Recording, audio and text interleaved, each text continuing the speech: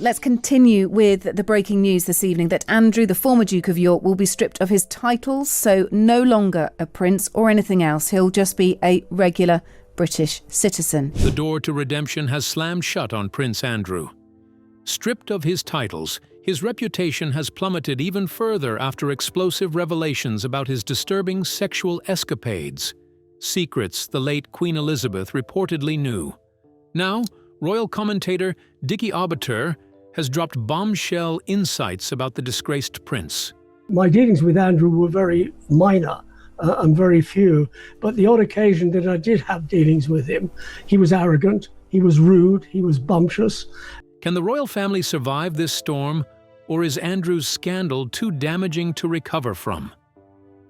Join us as we explore Dickie Arbiter's shocking announcement and its impact on the royal family. Dickie's unflinching view of Prince Andrew. For over a decade, Dickie Arbiter served as one of Buckingham Palace's most trusted insiders. He was the man who handled press relations for Queen Elizabeth II. But behind the royal etiquette, Dickie saw the monarchy's inner tensions up close. In recent interviews, he's delivered one of the most damning verdicts yet on the Queen's once favorite son, Prince Andrew, now stripped of his royal identity and known only as Andrew Mountbatten-Windsor. Describing the disgraced Duke as nothing short of a bully, Dickie recalled few encounters he had with him during his time as the Queen's press spokesman, and described them as first-hand experience with Andrew's arrogant, rude, and bumptious personality. According to Dickie, Andrew's temper and sense of entitlement made him difficult to deal with, but the former aide wasn't afraid to stand his ground. Andrew had an extremely terrible attitude, and no one could call him out for it without risking getting fired. But getting fired was the least of Dickie's problems. He couldn't stand self-centered bullies. Having worked at the palace from 1988 to 2000, Dickie wasn't surprised when King Charles III finally moved to strip his brother of every last title and honor. To him, it's been a long time coming, referring to the fallout from Andrew's disastrous 2019 BBC Newsnight interview, the same one that destroyed his public image and sealed his downfall. The humiliation only deepened after a series of explosive publications, including Andrew Lowney's exposé of the House of York and Virginia Giuffre's memoir, Nobody's Girl, which reignited public anger over the Duke's long-denied association with Jeffrey Epstein. For King Charles, Arbiter said, the move to cut Andrew off completely was about protecting the monarchy itself. It was his duty to push forward. The monarchy could no longer afford that shadow. In a move royal historian Kelly Swaby described as brutal, Buckingham Palace released a statement confirming what many saw as the end of Andrew's royal life. His Majesty has today initiated a formal process to remove the style, titles, and honors of Prince Andrew. The announcement went further than anyone had expected. Even the lifelong title of Prince, granted at birth, was revoked. From that moment, he would be known only as Andrew Mountbatten-Windsor. The statement also confirmed that Andrew would be evicted from his beloved royal lodge, his longtime residence on the Windsor estate. The royal historian explained that ordinary people don't care about semantics. They want to see consequences, and the palace knows that. Every word in that statement was chosen to reflect public anger. In a final act of royal punishment, Andrew also lost his honorary rank of Vice Admiral, stripping away the last symbolic link to his former military identity.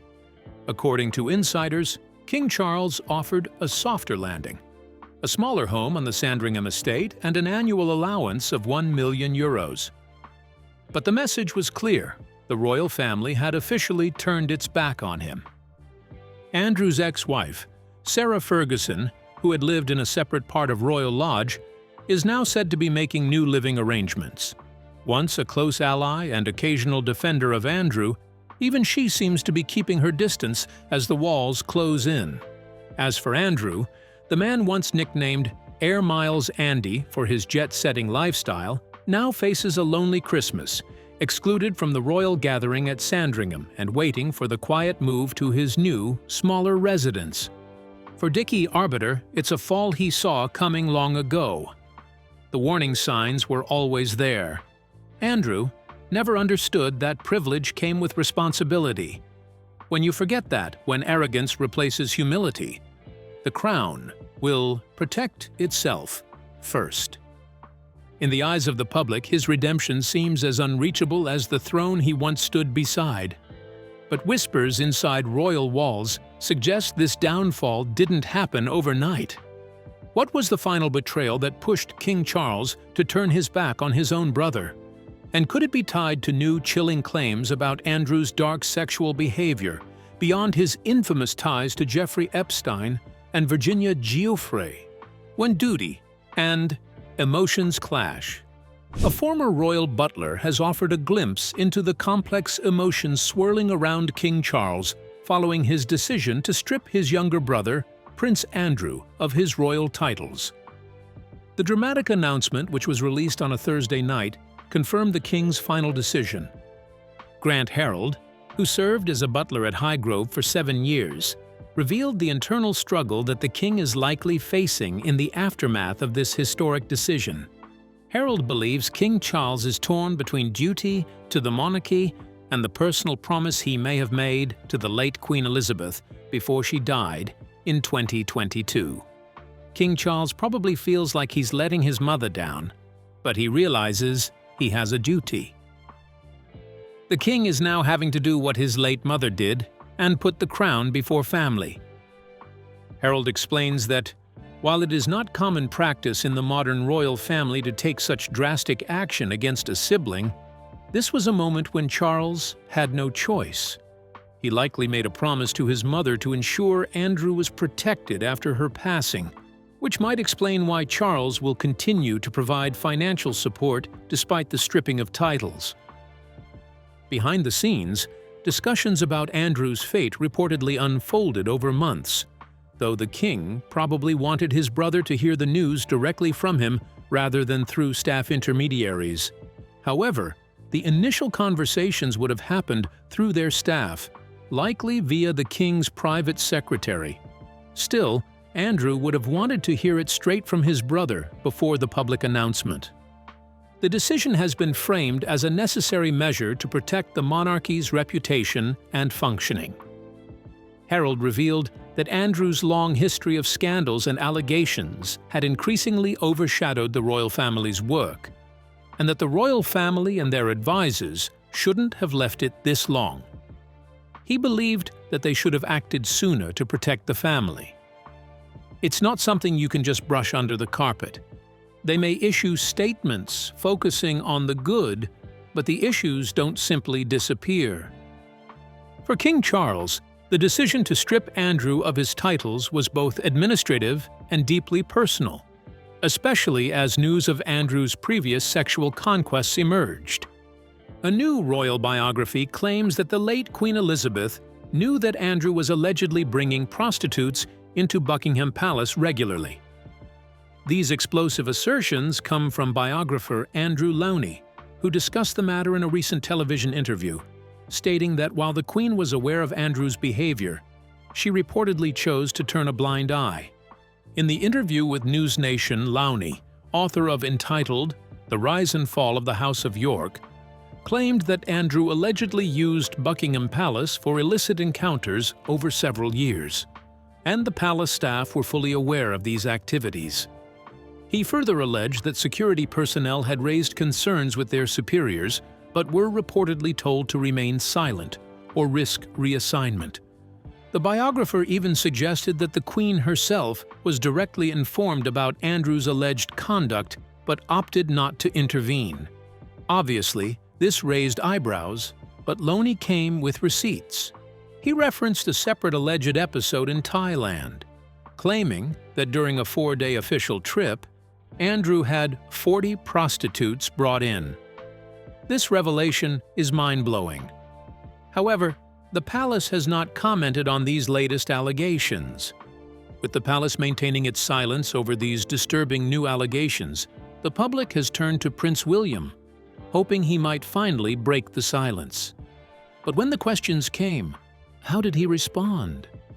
Dodging the shadows of scandal.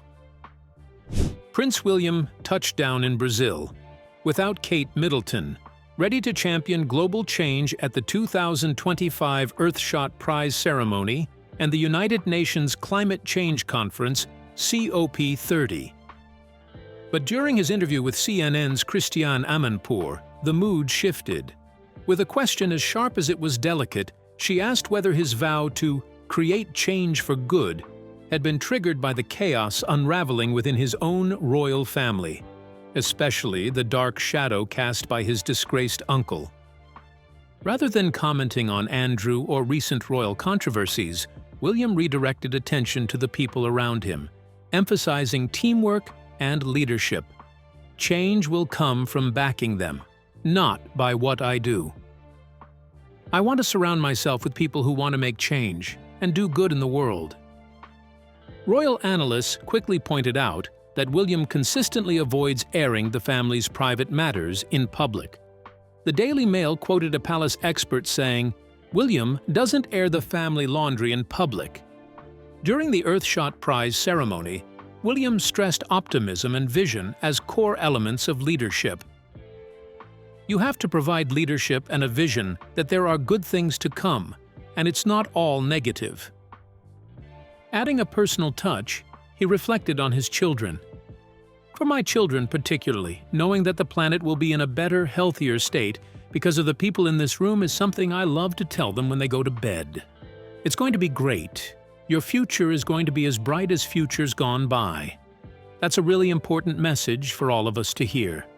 Presently, the palace appears intent on turning the page, and William's public messaging reinforces that the monarchy's focus is shifting toward meaningful action rather than controversy. Standing in front of the iconic Christ the Redeemer, Prince William conveyed that leadership is about inspiration, not distraction. This visit also highlights William's evolving role within the monarchy. By championing climate action, supporting innovation through the Earthshot Prize, and speaking directly to the next generation, he is crafting a public image centered on purpose and impact. His careful navigation of media scrutiny demonstrates maturity and strategic communication, enabling him to address urgent global issues while sidestepping family controversies. While the Prince of Wales is in the public eye for these high-profile events, he has remained silent on the scandal surrounding his disgraced uncle, ex-Prince Andrew, focusing instead on global issues and future-facing initiatives. He also made it clear that leadership is rooted in vision, collaboration, and optimism. He refused to let distractions define his narrative. However, not everyone has managed to escape the storm unscathed. Among those still caught in its wake is Andrew's ex-wife, whose ties to the disgraced financier Epstein have kept her under relentless scrutiny. Once sheltered by the walls of royal privilege, she now finds herself thrust into a world of whispers and judgment. The question is, how is she truly holding up as the scandal that shattered her haven refuses to fade away? And what information has been revealed about her as well? When the walls come crashing down. For the first time in 17 years, Sarah Ferguson has been forced to move out of the home she shared with her ex-husband, Andrew Mountbatten-Windsor, formerly Prince Andrew. The eviction from Royal Lodge, the grand 30-room Crown Estate property on the Windsor estate, is a significant change in both their lives. Despite divorcing in 1996, Sarah and Andrew continued to live together at Royal Lodge from 2008, a decision that always attracted public attention. Their unusual living arrangement has now come to an end, as they have been instructed to vacate the property following the scandals and growing financial pressure. However, Sarah continues to hold the title of Duchess of York, which she retained after their divorce nearly 3 decades ago. Following the eviction, reports revealed that the former couple requested to be housed separately in royal residences, Andrew is expected to move into a smaller property on the Sandringham estate in Norfolk, while Sarah will not be provided with alternative royal accommodation. Instead, she has reportedly secured her own private home, making this the first time she will live away from Andrew since 2008. Former BBC royal correspondent Jenny Bond expressed her view that Sarah's decision to live independently is a positive and necessary step. She stated that Sarah, who recently sold a Belgravia property for over €4 million, should now focus on standing on her own financially and emotionally. Jenny also revealed that Sarah has two wealthy daughters, Princess Beatrice and Princess Eugenie, who are both successful in their own right and have always shown their love and support for their mother.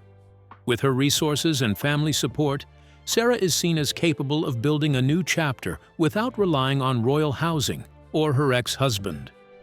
The situation has reignited public interest in the couple's complex relationship, which has remained unusually close despite their separation.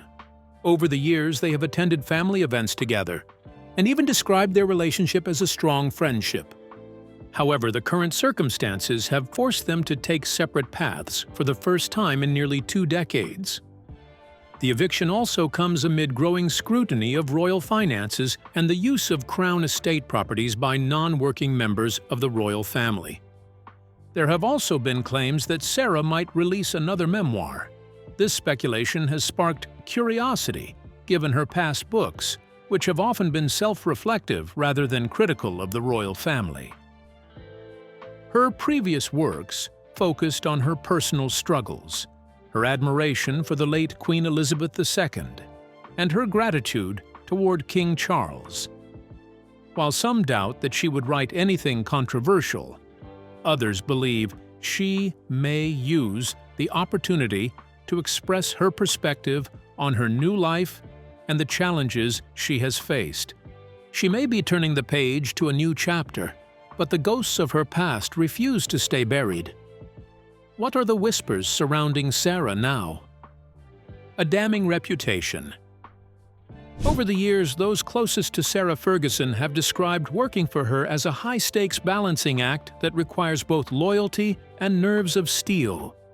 According to Andrew Loney's searing biography entitled, the Duchess oscillates between confiding far too much when she treated them as friends and compensating far too angrily when she remembered they were servants. Former employees tell of being swept up in her warmth one moment, receiving gifts, flowers, and praise, only to find themselves trampled into the dirt the next. One former staffer told The Sun, "It is all about power, dominance, and manipulation. She knows she does it, and that is literally how she gets her kicks." Sarah's unpredictable nature has left lasting impressions on the royal household. Many staff were made redundant when Andrew and the late Queen Elizabeth intervened to manage Sarah's ongoing financial crises. The same source explained, "When you are in favor, there is nothing she won't do for you. But suddenly it will all change. Even your own family can take a back seat to her whims." Her tempestuous reputation extends beyond the staff quarters. A major scandal, the infamous 1992 toe-sucking incident, severely strained relations with one senior royal, Prince Philip. Initially fond of Sarah when she and Andrew were first together, Philip reportedly refused to ever be in her presence again after the incident. Loney suggests in his book that this same influence could have obstructed any potential plans Andrew might have had to remarry Sarah, as the Duke's opposition would have been a significant barrier. Despite the controversies, Sarah has maintained her public persona as an engaging, warm-hearted royal, even as the palace's private circles grappled with her intensity and unpredictability. Employees describe her as a figure of extremes, capable of inspiring loyalty and devotion, yet equally adept at instilling fear and uncertainty. While the couple once enjoyed considerable support, the combined pressures of scandal, media scrutiny, and internal royal politics have exposed the fragility of these relationships. As Loney's research reveals, Sarah's influence was never simply ceremonial. Her moods and actions could ripple across both domestic staff and the extended royal circle, shaping decisions, alliances, and even marital possibilities. Shifting the focus from Sarah's tangled persona back to the scandal that continues to shake Britain, the Jeffrey Epstein saga shows no sign of fading, even after Andrew's royal downfall. So, what new twist has emerged in this ever-darkening story? United States Congress demands. In a dramatic escalation of the Jeffrey Epstein saga, U.S. Democrats in Congress have demanded that Andrew appear for questioning over his ties to the disgraced financier. The request comes in the form of an official letter from the House Committee on Oversight and Government Reform, signed by 16 Democrats, including Committee Chair Robert Garcia. The move signals the committee's determination to uncover the full scope of Epstein's criminal network, with Andrew positioned as a potentially key witness, or more. The ex-prince's alleged involvement with Epstein stretches back decades. According to the letter, Andrew was a passenger on Epstein's private jet repeatedly between 1999 and 2006, years when Epstein is documented to have been deeply involved in criminal sexual activity. The committee seeks clarity on Andrew's knowledge of Epstein's activities and connections, as well as potentially incriminating financial records. Among the references is the so-called massage for Andrew, hinting at payments or arrangements tied to Epstein's illicit operations. The investigation also draws on Virginia Giuffre's compelling accounts. In her memoir, Giuffre alleges that Andrew sexually harassed her in London when she was just 17 and in New York, emphasizing that these acts were non-consensual. She describes a one-year non-disclosure agreement designed to shield the royal family from scandal. Giuffre's lawsuit and statements highlight not only Andrew's alleged actions, but also the influence of Epstein and his associate Ghislaine Maxwell over victims.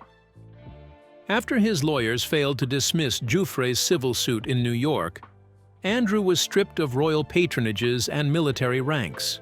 He eventually settled the case out of court.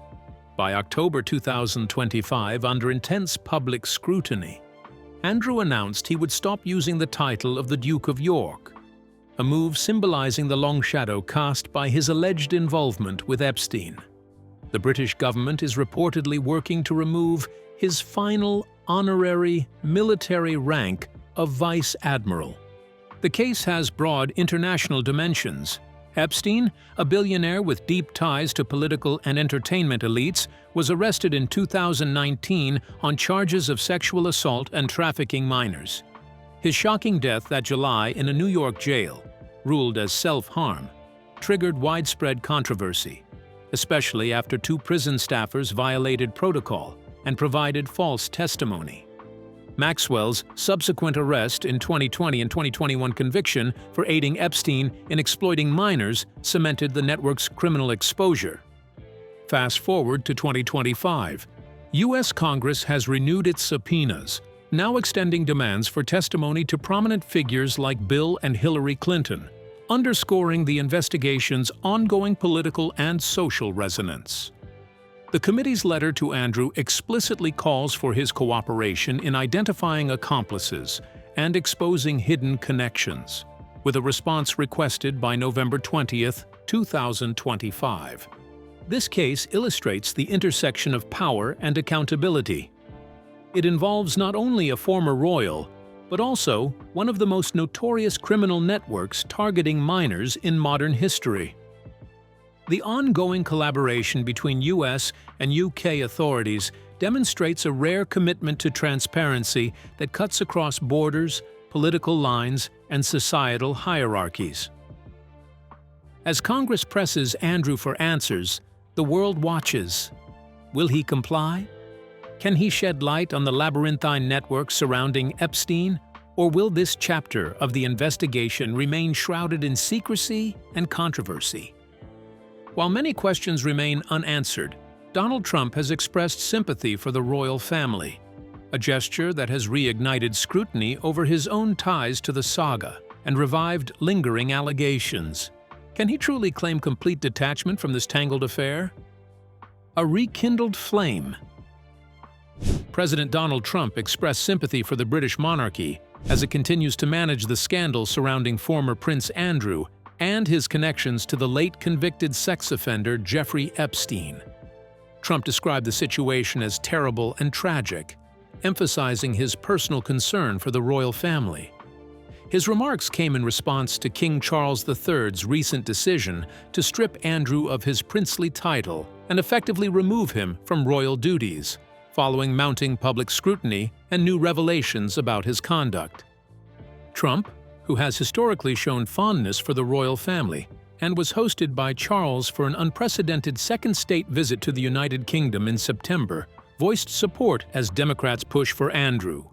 Now, officially, Andrew Mountbatten-Windsor, to voluntarily testify before Congress regarding his ties to Epstein. New emails that recently surfaced show Andrew suggesting a catch-up just months after Epstein's release from prison, shedding light on why Charles may have acted decisively by stripping Andrew of his title and evicting him from his royal residence. The president's comments arrive as attention also turns to his own past connections with Epstein. During a controversial incident in the UK, images of Trump and Epstein were projected onto Windsor Castle, resulting in 4 arrests. Democrats on the Republican-led House Oversight Committee previously revealed a lewd 2003 birthday letter addressed to Epstein and signed by Trump, which the president has denied any involvement with. Epstein had described himself as Trump's closest friend, claiming intimate knowledge of Trump's sexual behavior, including encounters involving friends' wives and references to Melania Trump, then his partner. Recordings obtained by journalist Michael Wolff, author of Fire and Fury, reveal Epstein boasting about his closeness to Trump and discussing encounters aboard his private jet, later dubbed the Lolita Express. The recordings portray Trump as both charming and fun, capable of extraordinary salesmanship, while simultaneously suggesting he was a man incapable of true friendship or kindness, a serial cheater who enjoyed sexual conquest, and someone who underwent scalp reduction surgery for baldness. Epstein's detailed descriptions of Trump and his social exploits offer a complex and provocative view of their friendship, exposing a barely explored part of the former president's past alongside one of America's most notorious sexual predators. Wolff shared hundreds of hours of Epstein recordings from research for Fire and Fury and from years of meetings when Epstein appeared to seek a biography. The tapes were released after a new accuser, a former Miss Switzerland, alleged that Trump had groped her in 1992. They offer a rare insight into Epstein's lifestyle, showing how he freely traveled between his Manhattan townhouse, his Palm Beach estate, and Little St. James, a private island in the Virgin Islands. They also showed the starkly different paths of the two men, one spiraling into infamy, incarceration, and death, the other achieving political power and public scrutiny. Throughout the ongoing controversy, Trump has repeatedly dismissed claims linking him to Epstein's misconduct, calling them false smears and politically motivated interference. Still, the tapes keep fueling intense debate over Trump's personal behavior, and the spotlight has grown even brighter with the emergence of a high-profile defamation case. A federal appeals court has refused to overturn an $83.3 million jury verdict against former President Donald Trump in the high-profile defamation case brought by writer E. Jean Carroll. The ruling comes after Trump denied Carroll's claims that he harassed her in 1996 and later publicly attacked her reputation. Neither the White House nor Trump's legal team immediately responded to requests for comment. In his latest appeal, Trump cited the United Supreme Court's July 2024 decision granting him substantial criminal immunity, arguing it should shield him from civil liability. He also claimed that District Judge Lewis Kaplan, who oversaw both trials, had erred in striking testimony that Trump made his statements in self-defense, to protect his family, and to defend the presidency. Despite these arguments, the appeals court stood firm. What's your take on Donald Trump's role in the case, and could Prince Andrew be facing prison time? Share your thoughts with us in the comments section. Remember to like, share, and subscribe for more. Also, click the next video showing on your screen. You will enjoy it.